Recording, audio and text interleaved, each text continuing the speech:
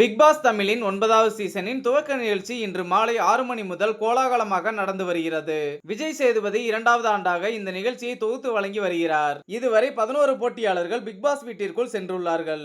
இதுவரை வந்தவர்களில் போட்டியாளர் ரம்யா ஜோ பலரது கவனத்தை ஈர்த்துள்ளார். சிறு வயதில் பெற்றோர்களால் கைவிடப்பட்டு ஆதரவற்றோர் இல்லத்தில் தனது சகோதரிகளுடன் வளர்ந்தவர் ஸ்டெல்லா.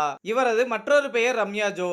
மைசூரை சொந்த ஊராக கொண்ட இவர் தற்போது தஞ்சாவூரில் வசித்து வருகிறார். பொருளாதார நிலையை சமாளிக்க ஆடலும் பாடலும் நிகழ்ச்சிகளில் நடனமாட துவங்கினார். மேடையில் நடனமாடும் போது பலமுறை பாலியல் சீண்டலுக்கு ஆளாகியுள்ளதாக தன்னை பற்றி அறிமுக வீடியோவில் தெரிவித்துள்ளார். ஒரு திரைப்பட கலைஞராக வேண்டும் என்பதே தனது ஆசை என ரம்யா ஜோ கூறியுள்ளார். பிக் பாஸ் 9வது சீசனில் இதுவரை பல போட்டியாளர்கள் தங்களை பற்றிய அறிமுகத்தை கொடுத்தார்கள். இதில் பெரும்பாலானவர்கள் மேடையில் தங்களை ப்ரமோட் செய்து கொள்ளும் விதமாக பேசினர். ஆனால் ரம்யா ஜோ பேசுகையில், நான் சிறு வயதில் இருந்தே தனியாக இருந்து வளர்ந்தவள். குடும்பத்துடன் சேர்ந்து உட்கார்ந்து எல்லாம் நான் சாப்பிட்டது இல்லை.